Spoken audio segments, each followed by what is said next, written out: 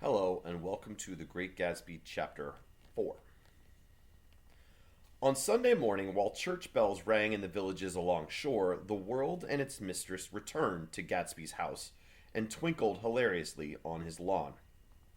"He's a bootlegger," said the young ladies, moving somewhere between his cocktails and his flowers. "One time he killed a man who found out he was nephew to von Hindenburg and second cousin to the devil. Reach me a rose, honey, and pour me a last drop into that there crystal glass." So there's your answer for number one, right off the bat. Stop and write that in. Once I wrote down on the empty spaces of a timetable the names of those who came to Gatsby's house that summer. It is an old timetable now, disintegrating at its folds, and headed "This schedule is in effect July 5th, 1922." But I can still read the gray names, and they will give you a better impression than my generalities of those who accepted Gatsby's hospitality and paid him the subtle tribute of knowing nothing whatever about him. So this next long section has a bunch of names of people who come to the parties, and they're all, I think, supposed to mean something in some ways, but I will go and stop and have you type in the most obvious ones, okay? From East Egg, then, came the Chester Beckers and the Leeches. That's the first one on number two to write. Leeches. Pretty obvious, right? A parasite. People come and leech off of Gatsby, so leeches. And a man named Bunsen, whom I knew at Yale, and Dr. Webster Sibbett, who was drowned last summer up in Maine, and the Hornbeams, and the Willie Voltaires, and a whole clan named Blackbuck, who always gathered in a corner and flipped up their noses like goats at whosoever came near, and the Ismays and the Christies, or rather Hubert Arbach and Mr. Christie's wife, and Edgar Beaver, whose hair they say turned cotton white one winter afternoon for no good reason at all. Type in Beaver. A lot of animal names here, so here's one, Beaver. Not sure of the total symbolism. Beavers are usually known for being busy and industrious. So. Clarence Endive was from East Egg, as I remember. He came only once in white knickerbockers and had a fight with a bum named Eddie in the garden. From farther out on the island came the Cheadles and the ORP Schraders and the Stonewall Jackson Abrams of Georgia. Just type in Stonewall Jackson. That's a famous American name. He was a general for the Confederacy in the Civil War. He died when his own men shot him in the back by accident. So Stonewall Jackson is the third thing you should have. Of Georgia, and the Fish Guards and the Ripley Snells. Snell was there 3 days before he went to the penitentiary, so drunk out on the gravel drive that Mrs. Ulysses Sweat's automobile ran over his right hand. And here's a counterpart. Type in for the fourth one, Ulysses Sweat. Now, no one famous or good has ever been named Sweat, but Ulysses was the name of the counter general he was the Union general in the Civil War, Ulysses Grant. So I think Ulysses, that close to Stonewall Jackson, has got to be on purpose. The Danceys came too.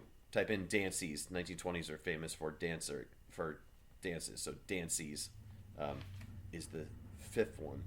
Sorry, fourth one? Fifth one you should have. The Danceys came too, and S.B. Whitebait, who was well over 60, and Maurice A. Flink, and the Hammerheads. There's another animal. The hammerhead is a type of shark, so that should be the sixth one you write in. The Hammerheads. And Beluga, that's a type of whale. So these are more animal, fish creatures. Although whales are not fish. Beluga is the seventh one you need to write in for number two. The Tobacco Importer and Beluga's Girls. From West Egg came the Poles and the Mulreadys and Cecil Roebuck. Roebuck, type that in. That is a famous American capitalist name. The company used to be called Sears and Roebuck.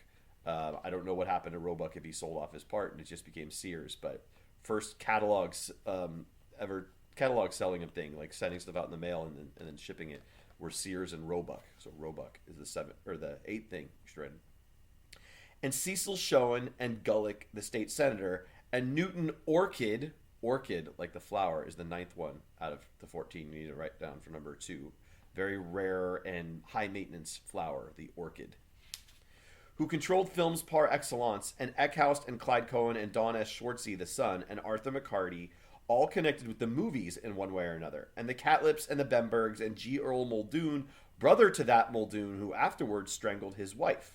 Da Fontano, the promoter, came there, and Egg Legros and James B. Rotgut Ferret, and the De Jongs and Ernest Lilly They came to gamble, and when Ferret wandered into the garden, it meant he was cleaned out, and associated traction would have to fluctuate profitably the next day. So for the 10th one, Ferret.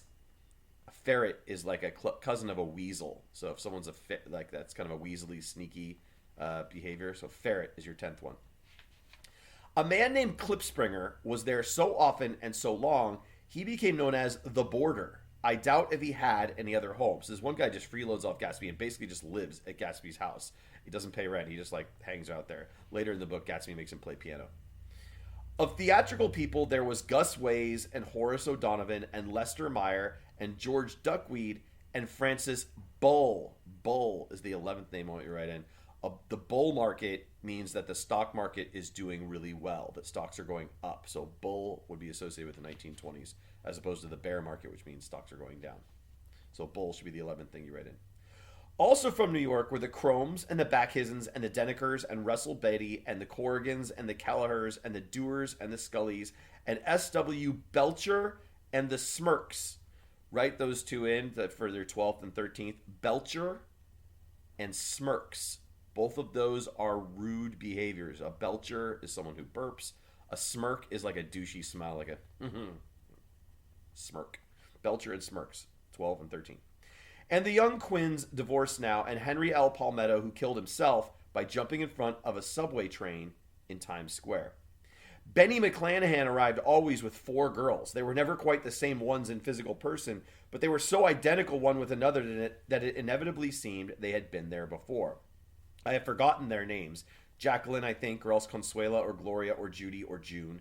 And their last names were either the melodious names of flowers and months or the sterner ones of the great American capitalists, whose cousins, if pressed, they would confess themselves to be. In addition to all these, I can remember that Faustina O'Brien came there at least once, and the Baedeker girls, and young Brewer, that's the last one, the 14th list of names, Brewer. A brewer is obviously someone who makes beer. And during the 20s, Prohibition was on, so making beer would have been illegal. So brewer, very intentional name. Who had his nose shot off in the war. And Mr. Albruxberger and Miss Hagg, his fiancée, and Ardita Fitzpeters, and Mr. P. Jewett, once head of the American Legion, and Miss Claudia Hipp, with a man reputed to be her chauffeur, and a prince of something whom we called Duke, and whose name, if I ever knew it, I have forgotten. All these people came to Gatsby's house in the summer. So that was the list. Number 2 should be done. At 9 o'clock one morning late in July, Gatsby's gorgeous car lurched up the rocky drive to my door and gave out a burst of melody from its 3-noted horn. It was the first time he had called on me, though I had gone to 2 of his parties, mounted in his hydroplane, and at his urgent invitation made frequent use of his beach. "Good morning, old sport. You're having lunch with me today, and I thought we'd ride up together." He was balancing himself on the dashboard of his car with that resourcefulness of movement that is so peculiarly American, that comes, I suppose, with the absence of lifting work or rigid sitting in youth, and even more with the formless grace of our nervous, sporadic games. This quality was continually breaking through his punctilious manner in the shape of restlessness. He was never quite still. There was always a tapping foot somewhere or the impatient opening and closing of a hand. He saw me looking with admiration at his car. "It's pretty, isn't it, old sport?" He jumped off to give me a better view. "Haven't you ever seen it before?" I'd seen it. Everybody had seen it. It was a rich cream color, bright with nickel, swollen here and there in its monstrous length with triumphant hat boxes and supper boxes and tool boxes, and terraced with a labyrinth of windshields that mirrored a dozen suns. Sitting down beside many layers of glass in a sort of green leather conservatory, we started to town. So that's the answer to number 3. So stop and write in number 3. I had talked with him perhaps a half a dozen times in the past month and found, to my disappointment, that he had little to say. So my first impression that he was a person of some undefined consequence had gradually faded, and he had simply become the proprietor, the owner, of an elaborate roadhouse next door. And then came that disconcerting ride. We hadn't reached West Egg Village before Gatsby began leaving his elegant sentences unfinished and slapping himself indecisively on the knee of his caramel-colored suit. "Look here, old sport," he broke out surprisingly. "What's your opinion of me, anyhow?" A little overwhelmed, I began the generalized evasions which that question deserves. "Well, I'm going to tell you something about my life," he interrupted. "I don't want you to get a wrong idea of me from all these stories you hear." So he was aware of the bizarre accusations that flavored conversation in his halls. I'll tell you God's truth. His right hand suddenly ordered divine retribution to stand by. I am the son of some wealthy people in the Middle West, all dead now. I was brought up in America, but educated at Oxford, because all my ancestors have been educated there for many years. It is a family tradition. He looked at me sideways, and I knew why Jordan Baker had believed he was lying. He hurried the phrase, educated at Oxford, or swallowed it or choked on it as though it had bothered him before. And with this doubt, his whole statement fell to pieces, and I wondered if there wasn't something a little sinister about him after all. What part of the Middle West? I inquired casually. San Francisco. I see. My family all died, and I came into a good deal of money. His voice was solemn, as if the memory of that sudden extinction of a clan still haunted him. For a moment I suspected that he was pulling my leg, but a glance at him convinced me otherwise. After that, I lived like a young Rajah in all the capitals of Europe. Paris, Venice, Rome, collecting jewels, chiefly rubies, hunting big game, painting a little, things for myself only, and trying to forget something very sad that happened to me a long time ago. So let's stop and answer number 4 there about the 3 facets of the story that Nick doesn't believe at first. There's a lot going on here. With an effort, I managed to restrain my incredulous laughter. The very phrases were worn so threadbare that they evoked no image except that of a turbaned character leaking sawdust at every pore as he pursued a tiger through the Bois de Boulogne. Then came the war, old sport. It was a great relief, and I tried very hard to die, but I seemed to bear an enchanted life. I accepted a commission as first lieutenant when it began. In the Argonne Forest, I took 2 machine gun detachments so far forward there was a half-a-mile gap on either side of us where the infantry couldn't advance. We stayed there 2 days and 2 nights, 130 men with 16 Lewis guns. And when the infantry came up at last, they found the insignia of 3 German divisions among the piles of dead. I was promoted to be a major, and every Allied government gave me a decoration. Even Montenegro. Little Montenegro down on the Adriatic Sea. Little Montenegro. He lifted up the words and nodded at them with his smile. The smile comprehended Montenegro's troubled history, and it sympathized with the brave struggles of the Montenegrin people. It appreciated fully the chain of national circumstances which had elicited this tribute from Montenegro's warm little heart. My incredulity, my disbelief, was submerged in fascination now. It was like skimming hastily through a dozen magazines. He reached in his pocket, and a piece of metal slung on a ribbon fell into my palm. That's the one from Montenegro. To my astonishment, the thing had an authentic look. Ordere di Danilo, ran the circular legend. Montenegro, Nicholas Rex. Turn it. Major J. Gatsby, I read, for valor extraordinary. Here's another thing I always carry, a souvenir of Oxford days. It was taken in Trinity Quad. The man on my left is now the Earl of Doncaster. It was a photograph of half a dozen young men in blazers loafing in an archway through which were visible a host of spires. There was Gatsby, looking a little, not much, younger, with a cricket bat in his hand. So there is the answer to number 5, the pieces of evidence that Gatsby carries with him when he tells these stories about himself. Then it was all true. I saw the skins of tigers flaming in his palace on the Grand Canal. I saw him opening a chest of rubies to ease, with their crimson-lighted depths, the gnawings of his broken heart. I'm going to make a big request of you today, he said, pocketing his souvenirs with satisfaction. So I thought you ought to know something about me. I didn't want you to think I was just some nobody. You see, I usually find myself among strangers because I drift here and there, trying to forget the sad thing that happened to me. He hesitated. You'll hear about it this afternoon. At lunch? No, this afternoon. I happen to find out you're taking Miss Baker to tea. Do you mean you're in love with Miss Baker? No, old sport, I'm not. But Miss Baker has kindly consented to speak to you about this other matter.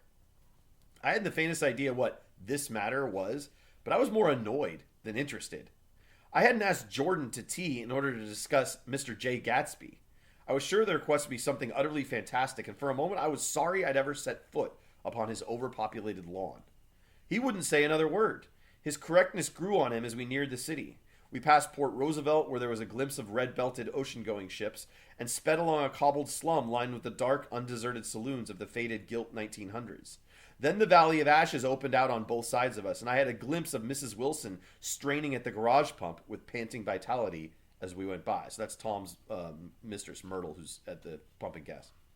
With fenders spread like wings, we scattered light through the half Astoria. Only half, for as we twisted among the pillars of the elevated, I heard the familiar jug-jug spat of a motorcycle, and a frantic policeman rode alongside.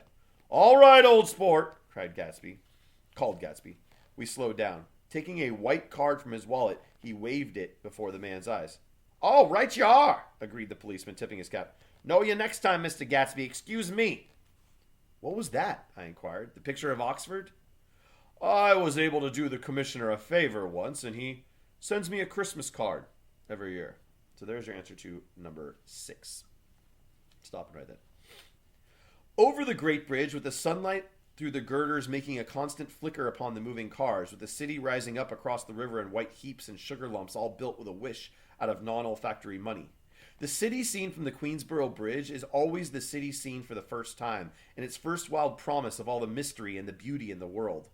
A dead man passed us in a hearse heaped with blooms, followed by 2 carriages with drawn blinds and by more cheerful carriages for friends.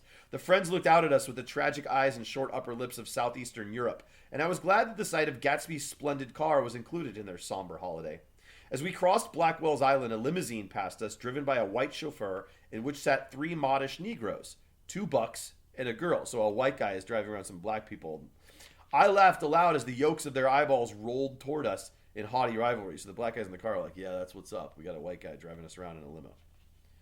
Anything can happen now that we've slid over this bridge, I thought. Anything at all. Even Gatsby could happen, without any particular wonder. Roaring noon. In well-fanned 42nd Street cellar, I met Gatsby for lunch. Blinking away the brightness of the street outside, my eyes picked him out obscurely in the anteroom, talking to another man. "Mr. Carroway, this is my friend Mr. Wolfsheim." A small, flat-nosed Jew raised his large head and regarded me with 2 fine growths of hair, which luxuriated in either nostril. After a moment, I discovered his tiny eyes in the half-darkness. "So I took one look at him," said Mr. Wolfsheim, shaking my hand earnestly. "And what do you think I did?" "What?" I inquired politely. But evidently he was not addressing me, for he dropped my hand and covered Gatsby with his expressive nose. "I handed the money to Catspa, and I said, 'All right, Catspa, don't pay him a penny till he shuts his mouth.' And he shut it then and there." Gatsby took an arm of each of us and moved forward into the restaurant, whereupon Mr. Wolfsheim swallowed a new sentence he was starting and lapsed into a somnambulatory abstraction. I mean, he kind of was sleepy. "Highballs?" asked the head waiter. Those are alcoholic cocktails. Even though it's against the law, no one stops drinking. "This is a nice restaurant here," said Mr. Wolfsheim, looking at the Presbyterian nymphs on the ceiling. "But I like across the street better." "Yes, highballs," agreed Gatsby, and then to Wolfsheim, "It's too hot over there." "Hot and small, yes," said Mr. Wolfsheim, "but full of memories." "What place is that?" I asked. "The old Metropole." "The old Metropole," brooded Mr. Wolfsheim gloomily. "Filled with faces dead and gone. Filled with friends gone now forever. I can't forget so long as I live the night they shot Rosie Rosenthal there. It was 6 of us at the table, and Rosie had eaten and drink a lot all evening. When it was almost morning, the waiter came to him with a funny look and says, 'Somebody wants to speak to him outside.' 'All right,' says Rosie, and begins to get up, and I pulled him down into his chair. 'Let the bastards come in here if they want you, Rosie, but don't you, so help me, move outside this room.' It was 4 o'clock in the morning then, and if we'd have raised the blinds, we'd have seen daylight." "Did he go?" I asked innocently. "Sure he went." Mr. Wolfsheim's nose flashed at me indignantly. "He turned around in the door and says, 'Don't let that waiter take away my coffee.' Then he went out on the sidewalk and they shot him 3 times in his full belly and drove away." "Oh, yeah. 4 of them were electrocuted," I said, remembering. 5 with Becca." His nostrils turned to me in an interested way. "I understand you're looking for a business connection." The juxtaposition, those remarks next to each other, of these 2 remarks was startling. Gatsby answered for me. "Oh, no," he exclaimed. "This isn't the man." "No?" Mr. Wolfsheim seemed disappointed. "This is just a friend. I told you we'd talk about that some other time." "Oh, I beg your pardon," said Mr. Wolfsheim. "I had the wrong man." A succulent hash arrived, and Mr. Wolfsheim, forgetting the more sentimental atmosphere of the old Metropole, began to eat with ferocious delicacy. His eyes, meanwhile, roved very slowly all around the room. He completed the arc by turning to inspect the people directly behind him. I think that, except for my presence, he would have taken one short glance beneath our own table. "Look here, old sport," said Gatsby, leaning toward me. "I'm afraid I made you a little angry this morning in the car." There was the smile again, but this time I held out against it. "I don't like mysteries," I answered, "and I don't understand why you won't come out frankly and tell me what you want. Why has it all got to come through Miss Baker?" "Oh, it's nothing underhanded," he assured me. "Miss Baker's a great sportswoman, you know, and she'd never do anything that wasn't all right," which we know is not true. She's totally dishonest. Suddenly he looked at his watch, jumped up, and hurried from the room, leaving me with Mr. Wolfsheim at the table. "He has to telephone," said Mr. Wolfsheim, following him with his eyes. "Fine fellow, isn't he? Handsome to look at and a perfect gentleman." "Yes." "He's an Oxford man." "Oh." "He went to Oxford College in England. You know Oxford College?" "I've heard of it." "It's one of the most famous colleges in the world." "Have you known Gatsby for a long time?" I inquired. "Several years," he answered in a gratified way.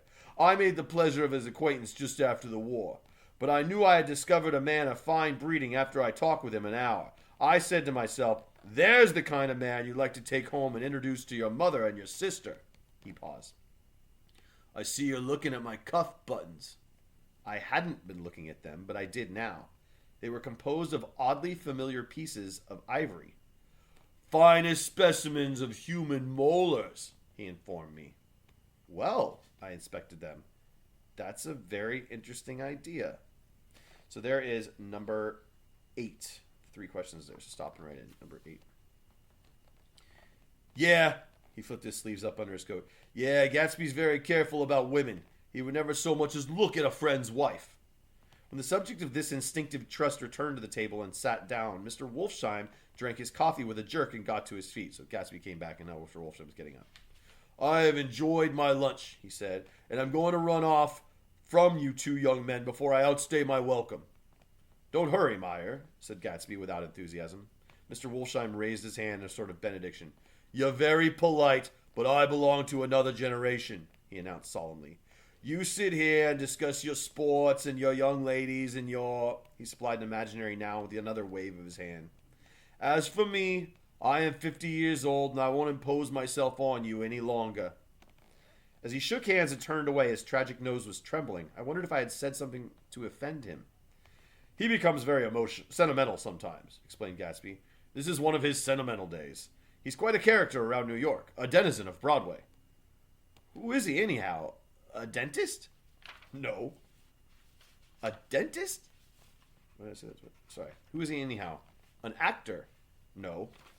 "A dentist?" "Meyer Wolfsheim? No, he's a gambler." Gatsby hesitated and then added coolly, "He's the man who fixed the World Series back in 1919. "Fixed the World Series?" I repeated. The idea staggered me.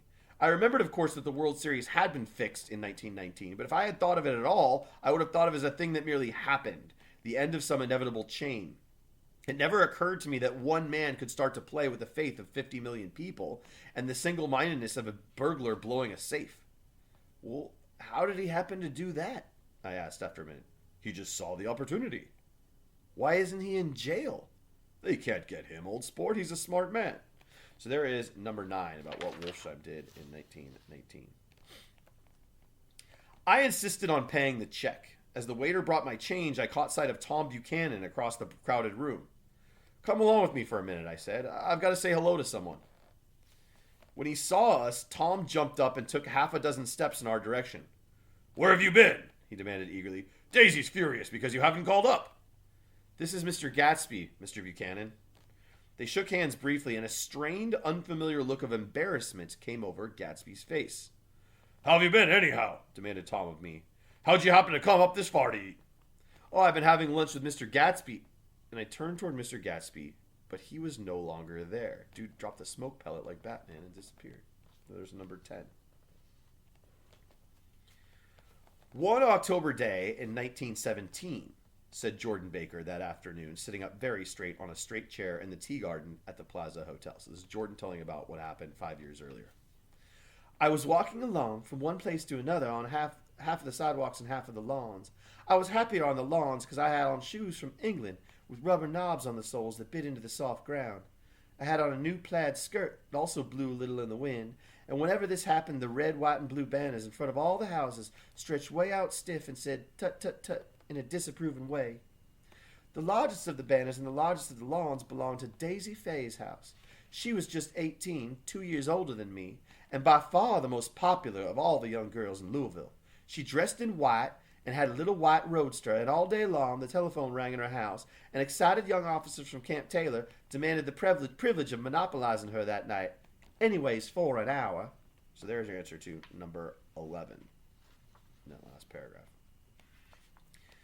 When I came up opposite her house that morning, her white roadster was beside the curb, and she was sitting in it with a lieutenant I had never seen before. They were so engrossed in each other, and they didn't see me until I was 5 feet away. "Hello, Jordan," she called unexpectedly. "Please come here."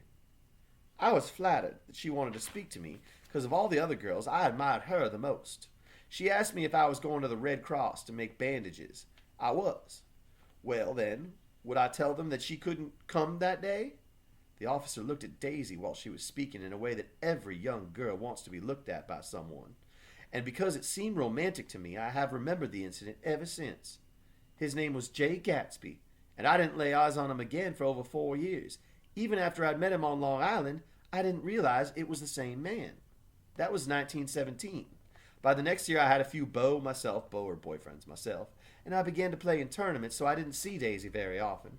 She went with a slightly older crowd, when she went with anyone at all. Wild rumors were circulating about her, how her mother had found her packing her bag one winter night to go to New York and say goodbye to a soldier who was going overseas. She was eventually prevented, but she wasn't on speaking terms with her family for several weeks. After that, she didn't play around with the soldiers anymore, but only with a few flat-footed, short-sighted young men in the town who couldn't get into the army at all. So there's your answer to number 12 about how are Daisy and Gatsby, how are they together? What was he doing when she met him, and what did she try to do? And her parents stopped her. By the next autumn, she was gay again, gay as ever. She had a debut after the armistice. This is like a debutante ball where they put women out in the world. Her debut is like, okay, now she's ready to get married off. It's very, very southern. She had a debut after the armistice, and in February, she was presumably engaged to a man from New Orleans. In June, she married Tom Buchanan of Chicago, with more pomp and circumstance than Louisville had ever known before. He came down with 100 people in 4 private cars and hired a whole bunch of the Silbatch Hotel, and the day before the wedding, he gave her a string of pearls valued at $350,000 in 1920s money. I was a bridesmaid. I came into her room half an hour before the bridal dinner and found her lying on her bed as lovely as the June night in her flowered dress and as drunk as a monkey. She had a bottle of Sauterne in one hand and a letter in the other. "Gratulate me," she muttered. "Never had a drink before, but oh, how do I enjoy it." "What's the matter, Daisy?" I was scared, I can tell you. I'd never seen a girl like that before. "Here, dearest." She groped around in a wastebasket she had with her on the bed and pulled out the string of pearls. "Take 'em downstairs and give 'em back to whoever they belong to. Tell 'em all that Daisy's changed her mind. Say Daisy's changed her mind." She begun to cry. She cried and cried. I rushed out and found her mother's maid, and we locked the door and got her into the cold bath. She wouldn't let go of that letter. She took it into the tub with her and squeezed it up into a wet ball, and only let me leave it in the soap dish when she saw that it was coming to pieces like snow. Beautiful imagery there, all white imagery.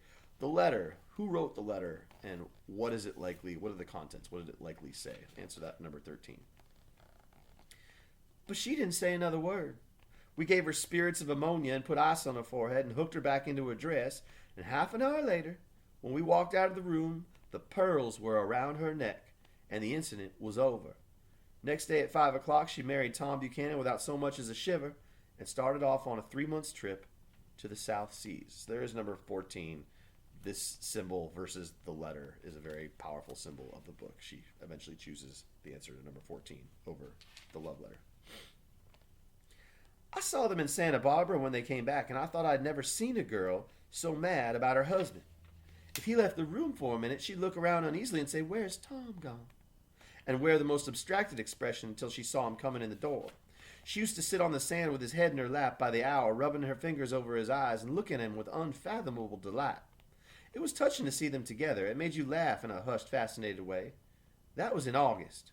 A week after I left Santa Barbara, Tom ran into a wagon on the Ventura Road one night and ripped the front wheel off his car.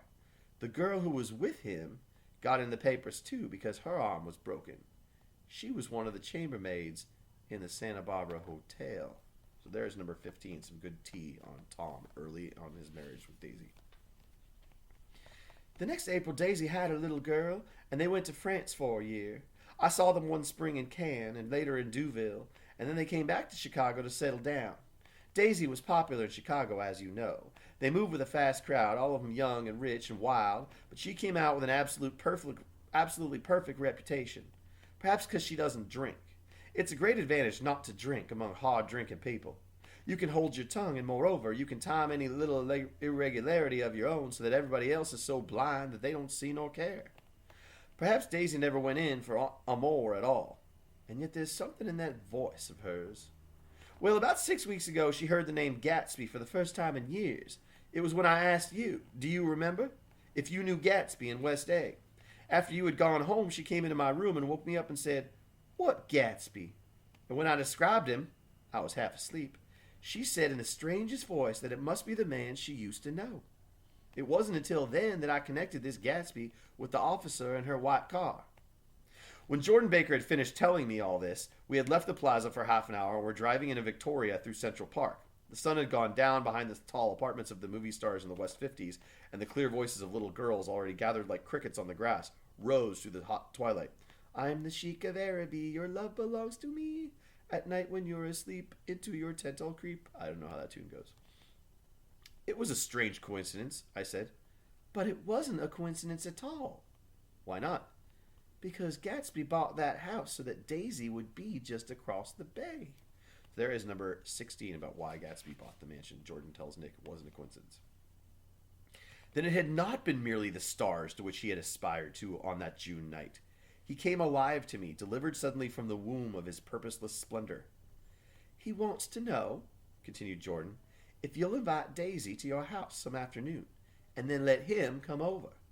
The modesty of this demand shook me. He had waited 5 years and bought a mansion where he dispensed starlight to casual moths so that he could come over some afternoon to a stranger's garden. Did I have to know all this before he could ask such a little thing? "He's afraid. He's waited so long. He thought you might be offended. You see, he's a regular tough underneath it all." Something worried me. "Why didn't he ask you to arrange a meeting?" "He wants her to see his house," she explained. "And your house is right next door." "Oh." So there is number 17, but I'm going to read the rest of the chapter before I stop. "I think he half expected her to wander into one of his parties some night," went on Jordan, "but she never did. Then he began asking people casually if they knew her, and I was the first one he found. It was that night he sent for me at his dance, and you should have heard the elaborate way he worked up to it. Of course, I immediately suggested a luncheon in New York, and I thought he'd go mad. 'I don't want to do anything out of the way,' he kept saying. 'I want to see her right next door.'